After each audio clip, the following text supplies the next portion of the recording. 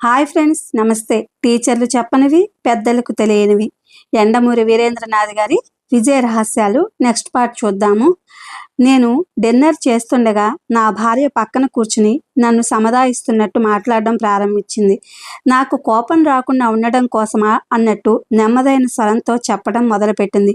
మీకోసం ఆవిడ మళ్ళీ ఫోన్ చేసింది. భోజనం చేస్తున్న నేను ఆపి తలెత్తాను.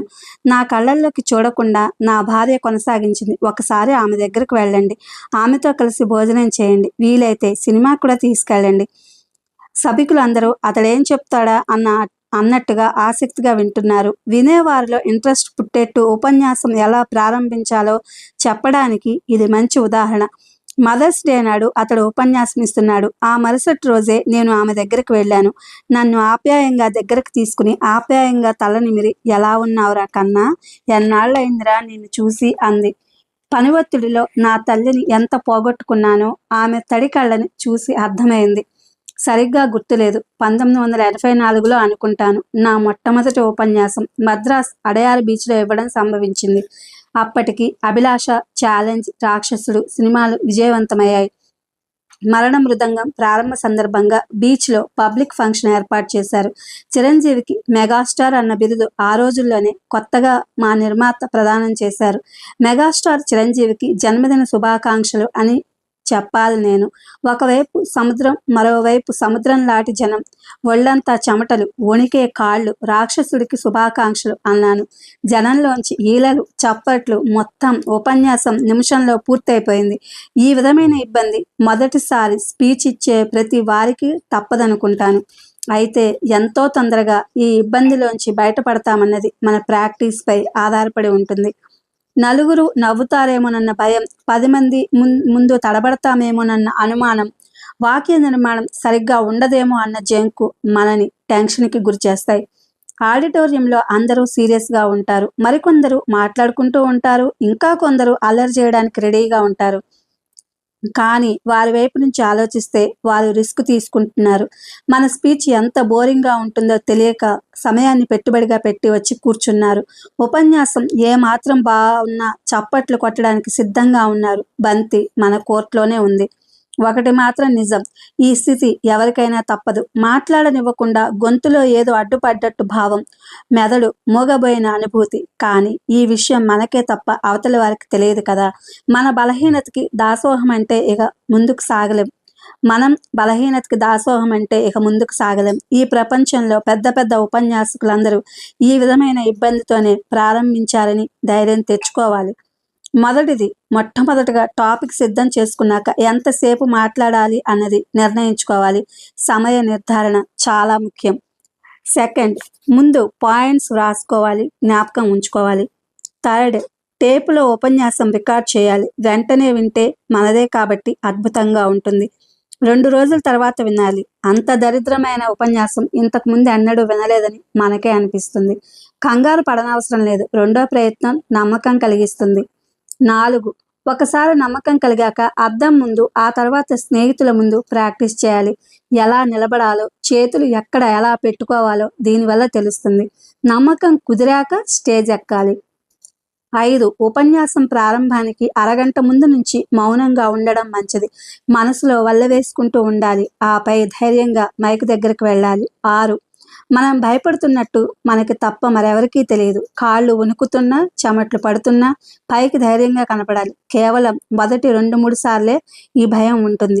7, ఒక్కొక్కరినే చూస్తూ కాకుండా ఆడిటోరియం పూర్తిగా ఇటు నుంచి అటు వరకు చూస్తూ మాట్లాడాలి. సభలో కొందరు శ్రద్ధగా నవ్వుతూ కుతూహలంగా మన ఉపన్యాసం వింటూ కనిపిస్తారు. వారి నుంచి ప్రేరణ పొందాలి. కొందరు మనని పట్టించుకోరు, వారిని మనం పట్టించుకోకూడదు. 8, మాట్లాడడంలో హితము, ప్రియము అని ఉంటాయి. హితం అంటే మంచిది, ప్రియమంటే నవ్వు తెప్పించేది.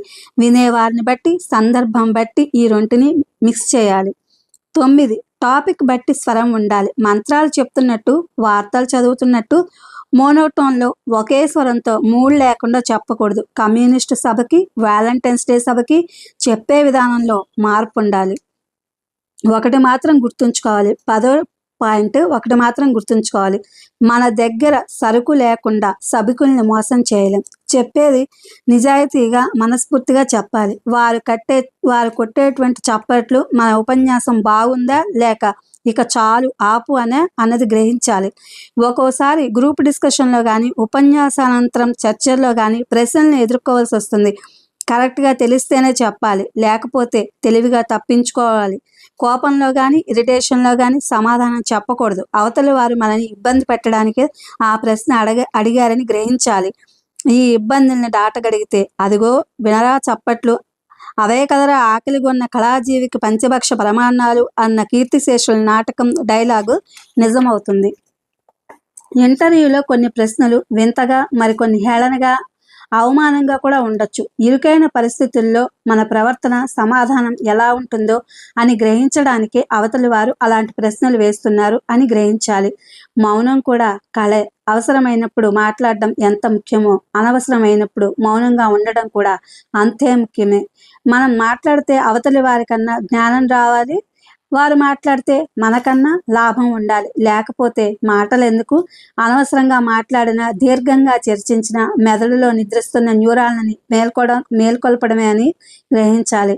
ముఖ్యంగా రైల్లో ప్రయాణిస్తున్నప్పుడు ఈ విషయం గుర్తుపెట్టుకోవాలి. ప్రకృతిని ఆస్వాదించవచ్చు, వాక్మెన్ వినొచ్చు, అన్నిటికన్నా ఉత్తమంగా ఏదైనా పుస్తకం చదువుకోవచ్చు. అవతలి వారు మాట్లాడించడానికి ప్రయత్నిస్తారు. ఎక్కడి వరకు ప్రయాణం అంటూ ప్రారంభించి కబుర్లలోకి దింపుతారు. వారికి పని లేదు, మీరు విద్యార్థి, క్లుప్తత నేర్చుకోవాలి.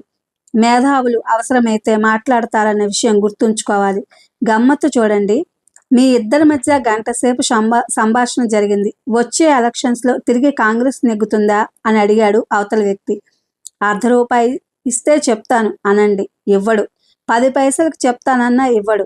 మన అభిప్రాయం అవతల వారికి 10 పైసలు కూడా విలువ చేయనప్పుడు మాటలతో సమయం వృధా చేసుకోవడం దేనికి? ఒక వయసులో మాట్లాడాలనే కోరిక చాలా ఉంటుంది. అభిప్రాయాలు పంచుకోవడానికి మనసు తహతహలాడుతుంది. సందర్భాన్ని, అవసరాన్ని, సమయాన్ని గ్రహించి మాట్లాడడమే విజ్ఞత. ఏకాగ్రత అంటే కుతూహలం.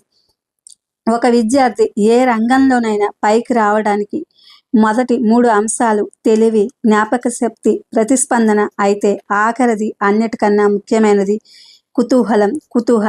కుతూహలం లేనిదే చేస్తున్న అటు పనిలోనూ ఇటు చదువులోనూ ఏకాగ్రత కానీ చురుకుదనం కానీ రాదు. అందుకే ఇంటర్వ్యూలో అభ్యర్థి ఆసక్తిని పరీక్షిస్తారు. కొందరు విద్యార్థులు తమకు ఏకాగ్రత తక్కువని ఫిర్యాదు చేస్తుంటారు. అటువంటి రుగ్మత ఏది వైద్య శాస్త్రంలో లేదు. ఇష్టమైన విషయాల పట్ల అందరికీ ఏకాగ్రత ఒకేలా ఉంటుంది. ఏ విషయం ఇష్టమైనది అన్నదే ప్రశ్న. తన దేశ ప్రజలు ఏ విధంగా పనిచేస్తున్నారో చూడడం కోసం ఒక రాజుగారు ఏనుగెక్కి బయలుదేరాడట. రాజమార్గానికి ఇరువైపులా ప్రజలు పనులు ఆపి అభివందనం చేస్తుండగా ఒక చెప్పులు కుట్టేవాడు మాత్రం కనీసం తల కూడా ఎత్తలేదట. ఆగ్రహించిన రాజుగారు అతడి తల నరుక్కు రమ్మన్నారంట. అప్పుడు ఆ వ్యక్తి ఈ విధంగా అన్నాడట, రాజా, లేచి నమస్కరించడం మాట అటుంచు, కనీసం నేను తలెత్తి చూసినా నేను కుడుతున్న చెప్పుపై సూది పడవలసిన చోటున కాకుండా వేరొక చోట రంధ్రం చేస్తుంది. మన దేశంలో ఒక చెప్పు ఆ విధంగా వృధా అవటం నాకు ఇష్టం లేకపోయింది. ఆ మాటలకి ఎంతో సంతోషించిన రాజుగారు అతడిని కౌగలించుకుని, నీలాంటి వాడు నా రాజ్యంలో ఉన్నందుకు నేనెంతో సంతోషిస్తున్నాను అన్నాడట. అప్పుడు ఆ చెప్పులవాడు రాజుగారి చెవిలో రహస్యంగా, రాజా, మా పని మేము చేసుకోవడం మా విధి. మా పని మేము ఎలా నిర్వహిస్తున్నామో చూడడం మీ పని. మీ పని మీరు చేసుకోండి, మా పని మేము చేసుకుంటాం అన్నట్ట. ఆ సలహా అందరిలో చెప్పకుండా పరువు నిలిపినందుకు అతడిని మంత్రిని చేసుకున్నాడట రాజు. చదువు, ఏకాగ్రత అన్న పుస్తకంలో వ్రాసిన కథ ఇది. ఏకాగ్రత ఎలా ఉండాలో చెప్పడానికి చక్కటి ఉదాహరణ.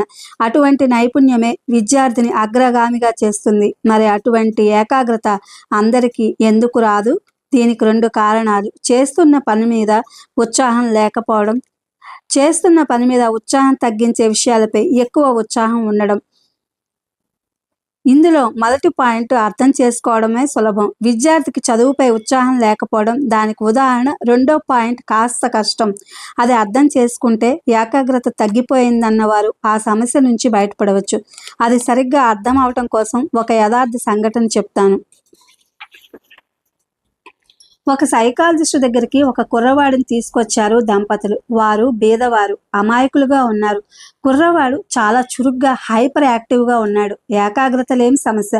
మీ కుర్రవాడిని తరచు నా దగ్గరికి తీసుకొచ్చి ట్రీట్మెంట్ ఇప్పించడం కంటే మీరు సిద్ధుల్ని నమ్ముతానంటే నేను ఒక భస్మం ఇస్తాను. హిమాలయాల్లో పవిత్ర కైలాసగిరిపై పూజించిన భస్మం అది. దాన్ని ప్రయత్నించి చూడండి. ఉచితంగా వస్తుంది కాబట్టి మీకు నష్టం ఏదీ లేదు. ఇది ఫలించకపోతే నా ట్రీట్మెంట్ ఎలానూ ఉంటుంది కదా అన్నాడు.